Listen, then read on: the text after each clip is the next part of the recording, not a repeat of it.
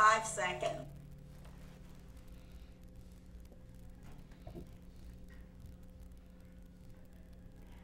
Hi, this is Paula Gloria, and this show is called Farther Down the Rabbit Hole. Today, I have the great honor to be going farther down the rabbit hole with people who have, in their own right, done exactly what I'm trying to do and have been trying to do on this show, which is bring deeper knowledge to people so that with deeper knowledge, they can be more effective in their personal life and more effective in their responsibilities to the society and the community which they're part of. I'm joined today by 5 producers who are helping to produce this show collectively. 2 of them are behind the camera, and 3 of them are on the set with me. And also on the telephone, I'm joined by Marcus Allen, who is a web marketer in Pennsylvania, as well as my friend Molly Cheshire, who is writing a book about our spiritual adventures in India and then adventures that she had after she left India, where we were there for 4 months together, and I stayed for 4 years, and she went on and did other things. So I will start on my right, welcoming Alan Steinfeld. It's nice to be here with you and our honored guests. And I want to say that Alan introduced me to public access, and I'm here because of his belief in public access and new realities.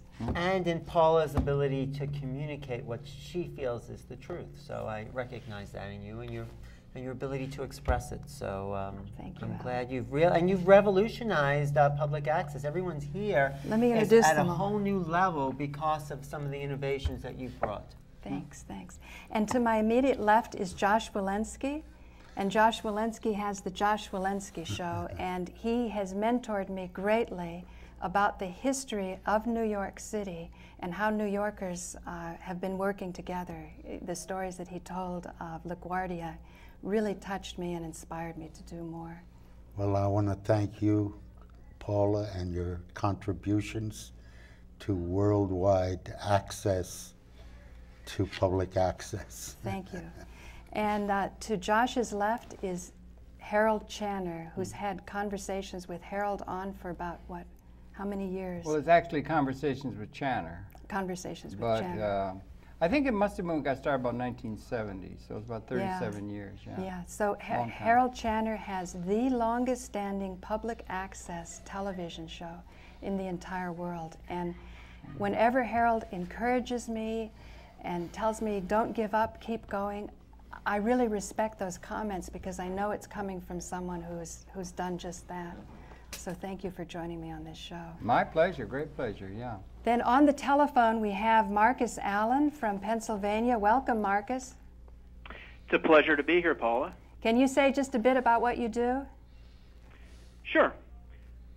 Most of the day I am a Mr. Mom, and that affords me the opportunity to find real truth about what the global agenda is in the world. And at the same time, I run a web marketing business helping marketers around the world bring in more business. Wonderful. And finally, Molly Cheshire on the phone. Hello, Molly. Hi, Paula. Do you want to say a little bit about what you're up to these days? Or did Well, I think that another piece that you didn't really explain is that, I've been in the movie business since '86. I started out in features and then worked in network TV and sports television for a while, and now I basically shoot videos, and that's about it. That's wonderful.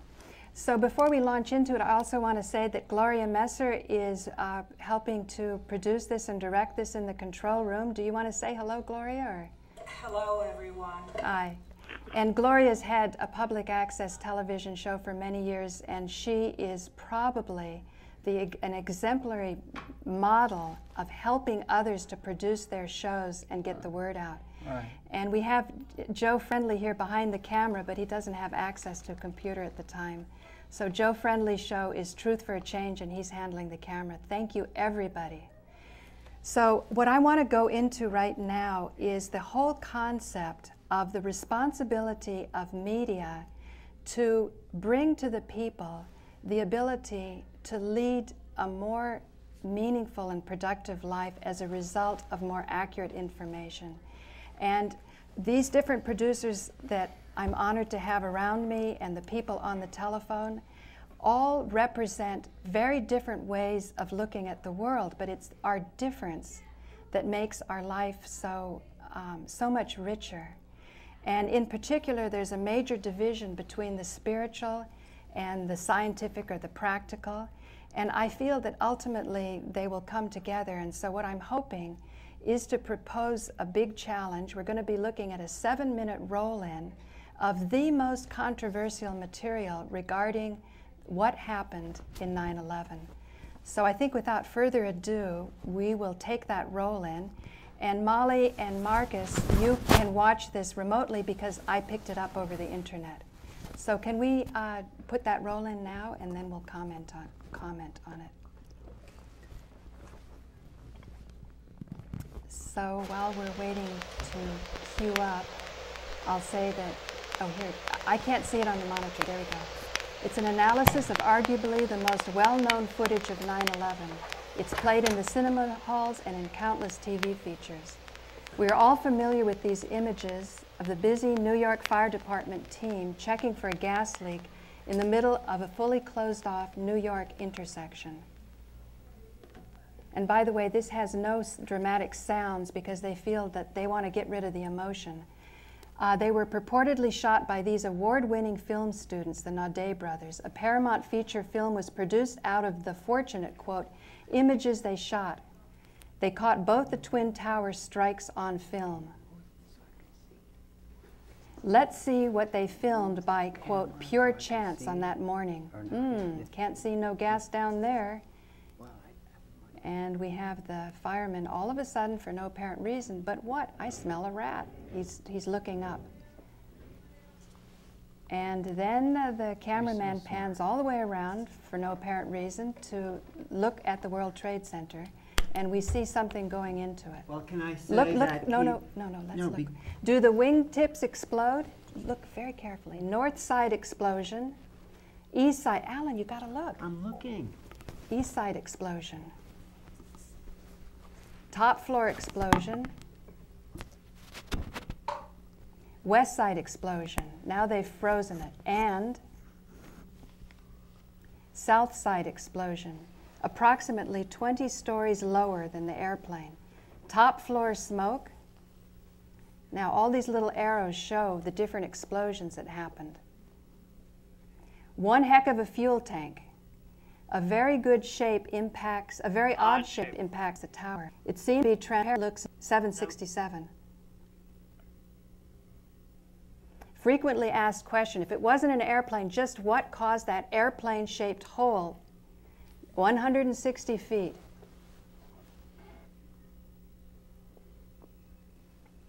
The answer is all on film.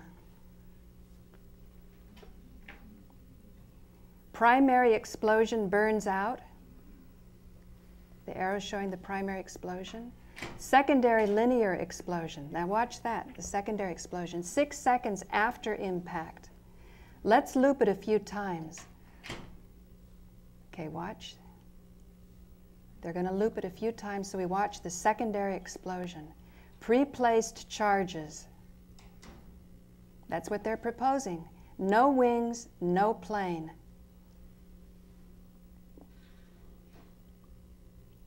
At least 10 vertical fairings are still intact, 10 feet. Wall still intact. Intact wall. In fact, as we reverse the tape,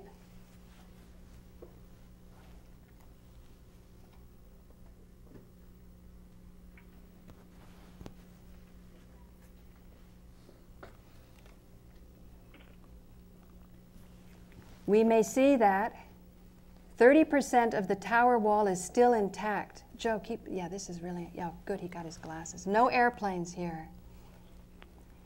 Tape forwarded again. See, there's the secondary explosion. 6 seconds after airplane impact. Okay, that's black with sketch something, I couldn't read Black that. dash. No airplane here. Conclusive proof of non-existing airplane.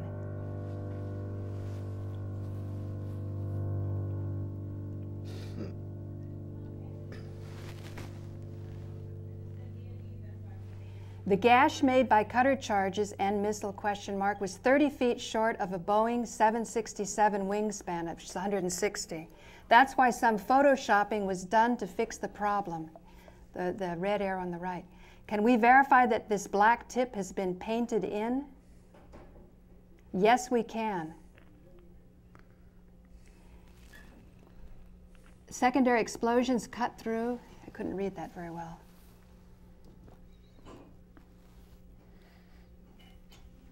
Hmm.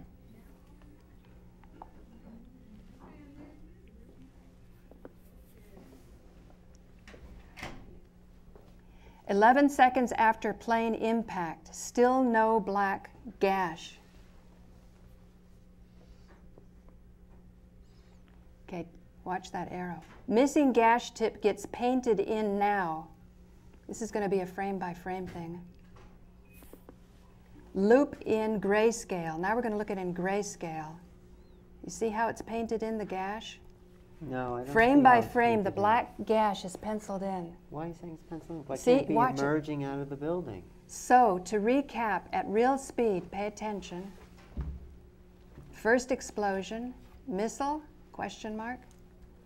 Alan standing up to go closer to the monitor, that's great. Second explosion, pre-placed charges. Black gash painted in. Fast forward to 15 seconds after impact. The Photoshop job was a poor idea. The Naudet forgery crew failed to communicate with the TV forgery crew. See there on that one side, This is well, you can see flames now coming actually out of two sides of the building, and I'm minimizing actually the number of openings that are on those two faces of the World Trade Center. no gash tip here. I am in Chelsea, and we are at 8th and 16th. We are the tallest building in the area, and my window faces south. And what else is she saying? You've just seen proof that no Boeing 676 crashed into World Trade Center 1. If you are new to this research, I couldn't read it fast enough. The exposure of TV video fakery on 9/11 is at the core of the truth search. It's an uphill struggle. The disinformers are supported by the mainstream media. What to do? Do you care? We are totally powerless in knowing what's going on. If you do, verify all this for yourself and spread the word fearlessly. You're not alone. Demand a new 9/11 inquiry with all the means available to you. Meanwhile, switch off that TV set for your own good. Okay, thank you so much. And I'm so delighted that Alan Steinfeld got out of his chair and went over to the monitor to study it, and I'm hoping that he and many others will continue to study it. So what I'd like to do now is turn it over to Mark and to Molly, and with our last minutes, how much time do we have, Mark, before you have to leave? 20 minutes. 20 minutes. Okay, so at some point, I think we should, maybe we'll read the fair use after you leave to make most judicious use of our time. Absolutely. Okay, Mark, can you explain, because you know much more than I do about this, how you got into it? Yes, well, first of all, it's interesting because Molly asked me if we were talking about this video, and I said the person who made this video, his name is Simon Schacht. I don't think that's his real name. And he's a musician. It's a shame that a musician has to come out with the truth and tell people what really happened on 9/11. Now, you've got a lot of people who think everything from Osama did it, to there were pods on airplanes, to there were holograms, to the space beams, all the way up to TV fakery and what actually brought the buildings down, which, and there's no doubt in my mind, which was, it's called DEW, direct energy weapons, kind of like microwaves. What you have to realize is that the video you just showed, if you didn't look at any of the other videos, and there's literally an endless parade of other videos showing TV fakery. If you showed from I wrote it down, from minute 435 to minute 608 approximately, that's all one needs to see that there was video fakery on 9/11. At 435, you see them pencil in, the Naudet brothers, a gash to make it so that it looked like it was 160 foot of damage, because that's the width of a 767. That's what we were told by the media hit the building on 9/11. And then the thing that he didn't put in there, this is the difference I have with Simon. I wish he did a little bit more focus group and ask people what they think.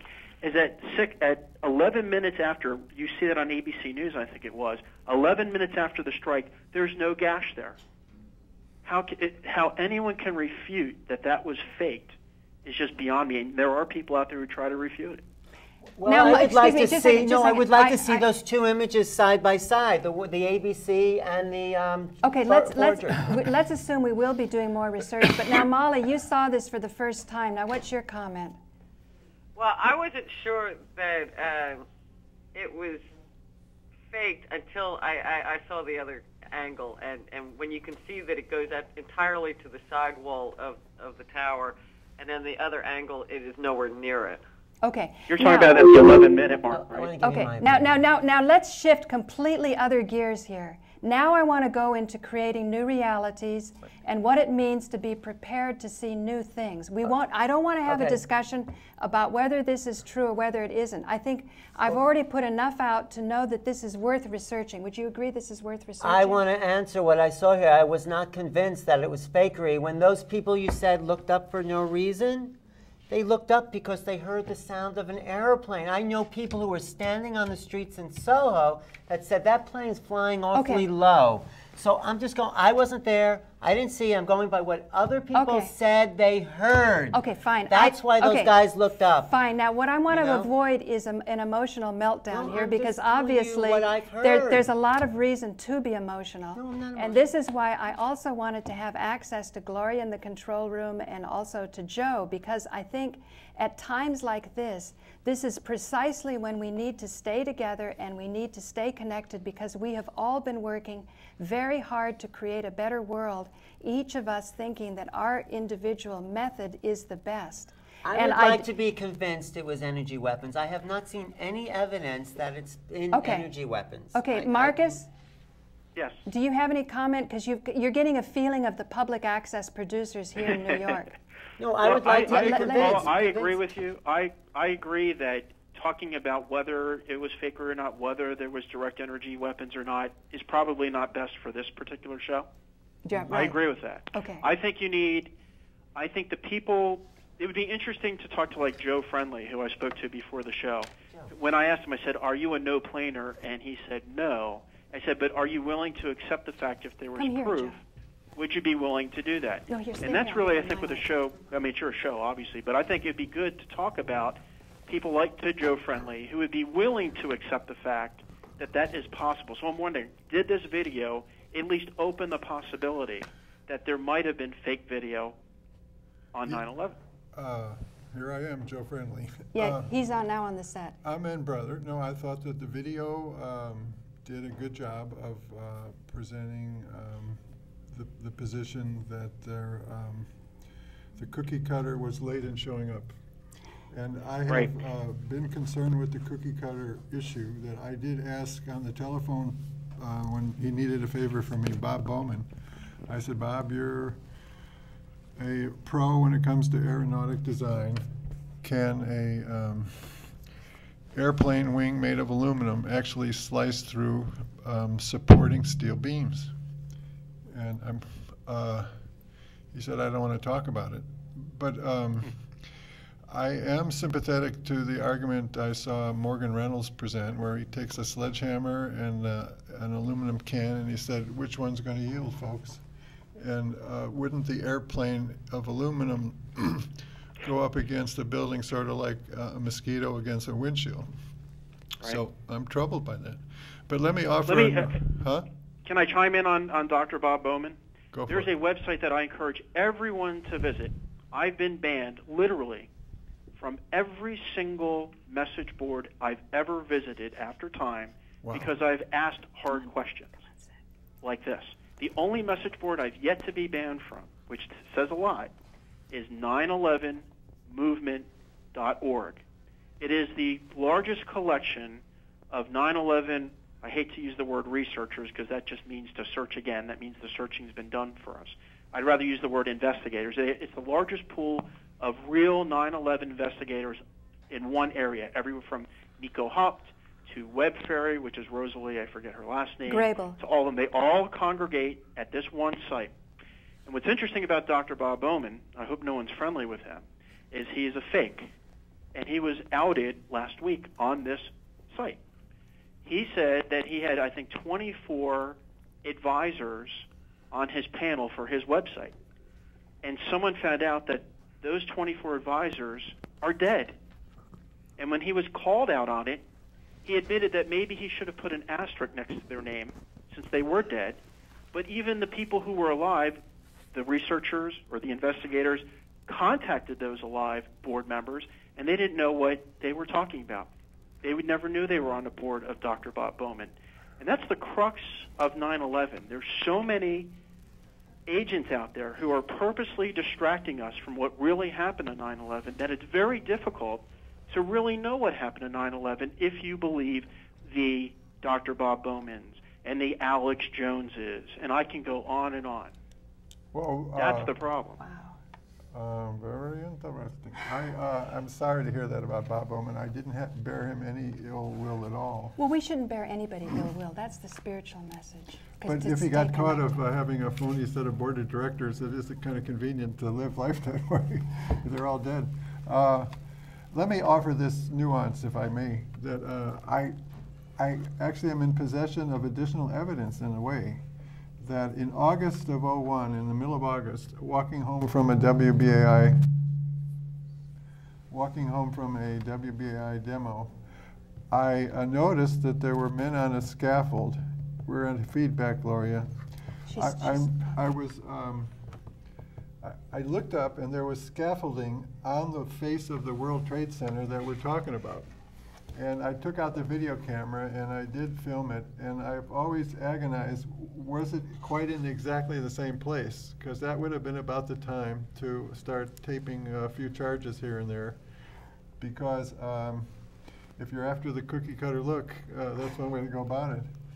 So I've been looking for them videos. I had it in my favorite place for a long time, but at the moment, I can't quite put my hands on it, which would be an embarrassment. But I'll invite you guys over. You can look in my house for this. Any comment, Mark? Hello?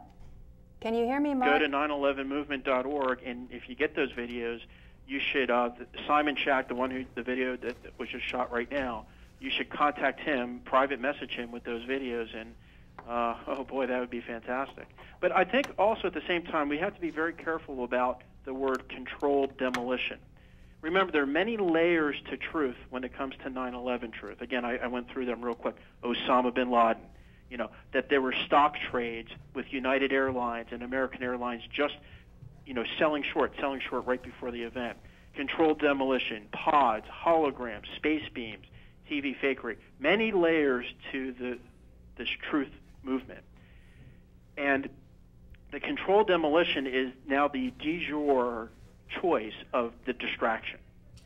If you believe, like I do, that some type of microwave or exotic weapon brought down the towers, I'm almost 100% convinced of it.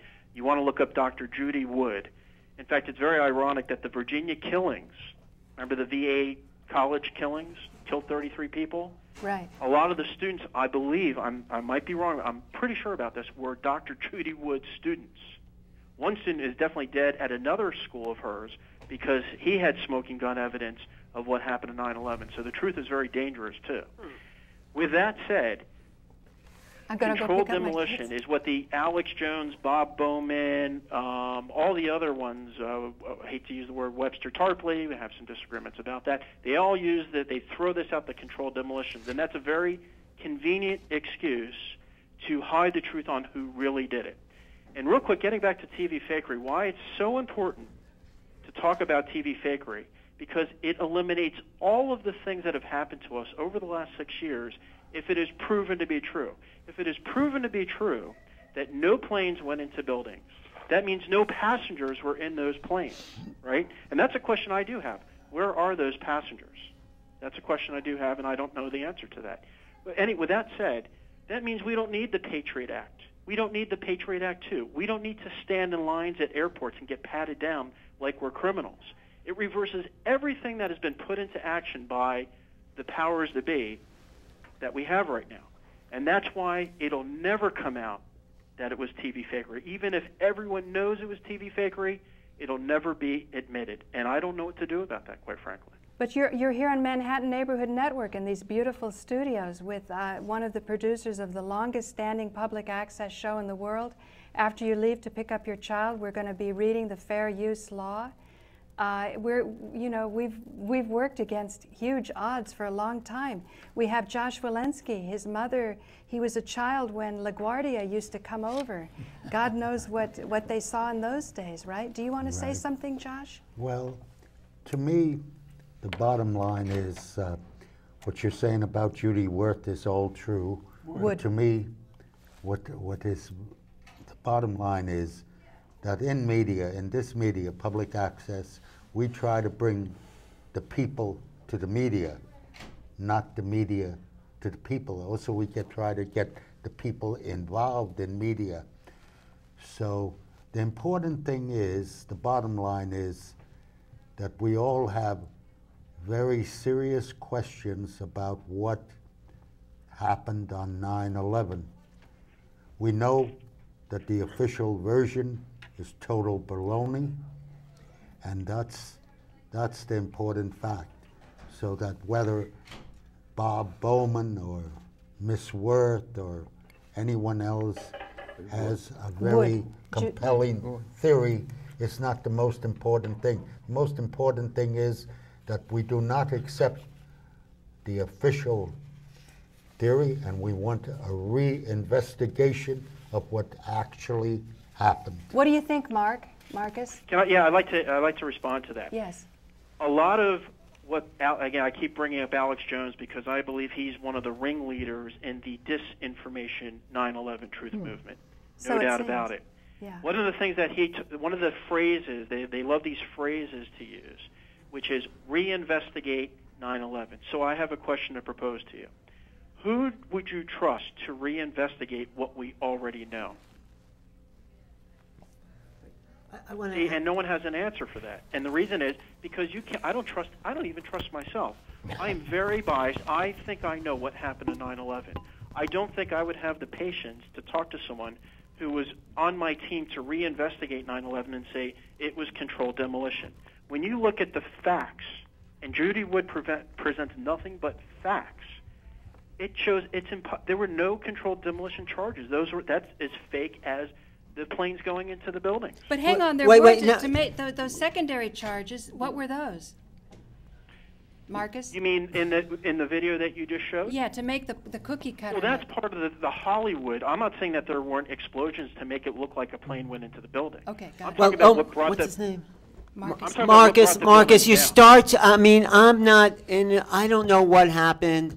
All I know is that people have seen planes. People I talked to that were witnesses that day saw planes. How do you explain the no plane theory if people saw planes? Sure, let's talk about that. Please. The movie that the person who made this short movie made a documentary that was over an hour long, which actually convinced my wife, who is the most skeptical person on the planet about this stuff, that there were no planes on 9/11. It's called September Clues. You can go to video.google.com to get the whole thing in one swoop, or you can go to YouTube and get it in 10-minute chunks. They're 8 10-minute chunks. And in it, I would say about the middle part of September Clues, it talks about the eyewitnesses who, quote-unquote, saw planes and heard planes go into buildings. Now, check this out. Now, you guys should know this because you guys are in the business. All but one of the eyewitnesses were executive producers or worked for the news. That's not true. There were people on the street that saw planes. I mean, I could bring people to you. There's levels and levels of false propaganda being planted. Who do we know? But there were not executives. There were people on the street that saw planes. I would love to talk to those people. I'm going to find them for you. Let me just finish my thought, because I only have about 5 minutes. Okay. You know that people in the media, especially executive producers, are what they're called power workers. They're the first to show up, right, and the last to leave. Okay? The plane supposedly hit at 8:46 in the morning. And when you watch all the executive producers who said that they saw planes going into buildings, they were all at home. What are they doing home at 8:46 in the morning? All of them. Well, do you I'm putting a explain plea this? out there for this program to be seen, for people to come forward, and if you are a witness to planes going into the building on 9/11, please. Alan No, Steinfeld. well, we'll network it through Rabbit Hole Central. Right. Okay, because I want to collect all the information and just see another side, because we don't want, I mean, exotic weaponry gets to be very far-fetched. Who created the exotic weaponry? We're going to be talking about UFOs next. Oh my God, no, Alan, I'm glad you Well, trust me. I would suggest maybe it was my fault for bringing in my opinion about what actually brought the towers down. I think maybe we're going a little bit too fast. Yeah, right. If I can get you to see, I mean, this is, how can you debunk what you just saw, that it was penciled in, I didn't and see then when the ABC shot comes in 11 minutes later, it's not there anymore? How do you explain that? Yep. I have to see it again. Alan's going to look at it again. This, we've got virgins here. No, we don't. Right. Okay. And that's I apologize. I maybe went a little too fast with my opinion. No. Let's forget about what brought the towers down. Let's go one step at a time. Let's talk about why. I'd like to talk about maybe in a future, what is the motivation? What's the agenda here of why they did this? That could take 20 shows to talk about. I know. And But once you understand what happened in 9/11, then you slowly take the layers off the onion, and then things in life make sense. Right. Why do we have backaches and pain?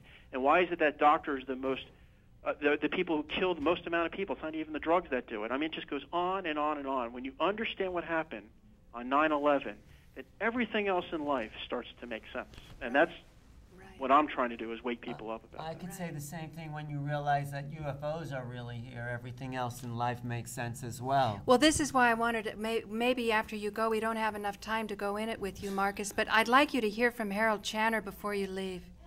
Harold, Okay, go ahead. I'm out of my water here. I don't understand very much. of I this. can't believe Harold's speechless. Okay, that's Yeah. Wait, do I get an award for that? yeah, Yeah, actually. maybe, yeah, no. 'Cause Okay, Joe's got something to say before you leave. Sure. As far as 9/11 Truth being useful, I am in negotiations with the chairman of the Judiciary Committee, who I submitted in October these couple of lines. I said, how about this vision, John, an end run about Who's John? John Conyers. John Conyers, okay.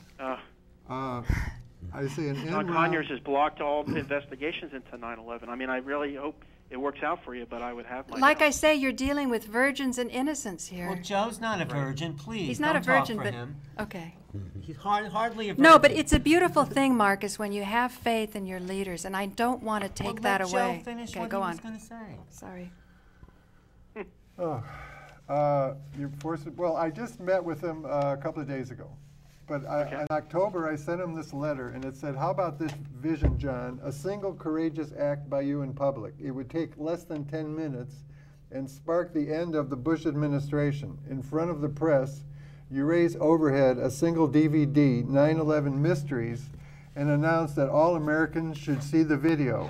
Of course, first you have to see the video yourself and fall in love with it, if you haven't, and experience the power of its arguments, basically that 9/11 was a con job involving controlled demolition of the World Trade Center buildings. The filmmaker, who goes by the screen name Smallstorm, actually proves it thoroughly with a quality of presentation worthy of sanctification, Nobel Prize, and oh yeah, Academy Award. So then I run into the guy 4 days ago, and Congressman He was Conyers. at the Ashford Oh, at event. the Ashford's Binary Harold Economics. witnessed it. Okay. And I made the mistake of telling Harold too, so he barged in a little. But at any rate, That's what I'm saying, Marcus. It was an What did he all-time say to you, first. Joe? he said, here's what he said. He said that, do I have a copy of the 9/11 Mysteries? He was ready to see it there and then. Did you? No. Oh, Well, don't let's we- get him one, because I want to see No, I mailed it to him. Oh, good. I mailed it to him Monday. But here's what I wrote with the one I mailed to him. It said, our conversation at the event on reparations was encouraging. Your enthusiasm in wanting a 9/11 Mysteries DVD there and then to view got me to feel like running out immediately and buying you a copy. But I fought it off. Hopefully, the enclosed DVD of same that you'll have in your hands in about 6 days will suffice for you to behold the quality and depth of its presentation. I trust that Perry, who is the go-between guy, that's his assistant. Okay. Perry and you will conclude I did not overstate its worthiness of public attention. Of course, what I am calling for will involve more than 10 minutes of your time. Before such a public act as I suggest, you and your staff will want to bone up on 9/11 details. My suggestions for further study are mainly the author David Ray Griffin with 3 important books, The New Pearl Harbor, Omissions and Distortions of the 9/11 Commission, and Debunking 9/11 Debunking. I cheated a little bit on that middle title, but I wanted it more clear. Moreover, he has a personal presence and charisma that would do well in a formal committee hearing. For websites, 911truth.org can provide many of the links. And then in between to this guy, Oh, just a Perry. second. I think we have so little time with Marcus. All right. You get a taste of things, Marcus? Oh, I do, and I like to be positive about what he just said. I know. I'm just sensing an urgency for it because I know you have to leave. Can we set a time to do this again? Absolutely. Where sure. we'll We go can- into it in more detail. And I want to say, Sure. I am not going to post this, and I don't have any time scheduled where I'm going to play it on MNN. I'd like to have all our ducks in order first. Does that sound good, Marcus? Absolutely. Can I just respond real quick Sure. to what he just said? Sure. Lots of things, actually. I'll do I it know. real quick. Number one, remember, controlled demolition is a straw man argument that is being fed by the Alex Joneses of the world to us, including the government, which, by the way, means control the mind, govern men. And I wouldn't doubt that sometime in the future, when the heat really gets up there, that the government will put out this, what you're talking about, this 9/11 mysteries, is it? Yeah. Yeah, 9/11. If they're talking about it being controlled demolition, of course the government's going to push that because they've been pushing that since the day after September 11th through Alex Jones, David Ray Griffin. Oh, don't even get me started with that guy. David Ray Griffin is calling for us to join a one-world government. I know, and he's into the global warming too. I But hadn't Joe's heard- I into the hadn't heard global that. warming. You hadn't heard that. Yeah, so if you're into global government and global warming, then he's Well, a great Joe guy. believes in man-made global warming. Like I say, you've got a group of producers here with very different strategies for the successful outcome of the human race. No, I would go along with world government. That would be all right. Oh, you like world I government? like world government too. Okay, so see what I mean? Are they being facetious or being No, they're I'm not. serious. No, In they're other words- serious. in other words, Without We borders. we have a lot more work to do, but I just wanted I to. see. Molly, Good side and bad sides Molly, of global government. Molly, before Marcus goes, can you say one last thing, and then we'll work with you more on another show? I think I defer to Marcus. Why do I need to say anything? Okay. Okay, Marcus. Well, that's pretty much. If there's no doubt in my mind that the government will come out. The government can come right out and tell you. This is what's really sad. Yeah. They can tell you, yeah, we did it. Yes, we used TV fakery. Yes, we used directed energy weapons. What are you going to do about it? I totally disagree. The government will never say that because if it was true, they would blow their cover. And then it would be an obvious dictatorship as opposed to a subtle dictatorship, So I don't think they'll ever come out and say that. I'm not saying they will. I'm saying they could. They can come out Why and say would it and they? nothing will change. That's my disagree. point. I And totally I think that to disagree. wrap this up, because I do have to run, I've I know got you do. streaming and Disney know. World, I know. kids and all that. We need to learn to say no. We have to say no. We don't believe your lies. We don't believe what you're telling us over the media, the other media, not your media. We have to stop reading the newspaper and thinking what is in that is gospel. Because once that happens, then it's game over for them. But as long as we keep believing the lies that they give us, it's game over for us. And with that, I do have to run. I really Thank appreciate you, you letting me Marcus. on the show. Thank you, Marcus. I hope to hear from Thank you you. again. Bye. We'll talk to you soon. Bye-bye. Bye. So, Molly, can you stay on the line? Yeah, I'm here. Okay. Gloria, how much time do we have left on the tapes? You have 2 minutes. Okay, why don't we use this opportunity to change the tapes, and then let's put another tape in, and then go more into the spiritual perspectives. Molly, this is where I really, want to use your perspective, because it's not really. I didn't want to put on the table whether whether planes went in or didn't go in. Really? Okay. I want to thought it go. sounds like you did I do want to it. go in to strategies of embracing new information, because Harold talks about dazzle gradually.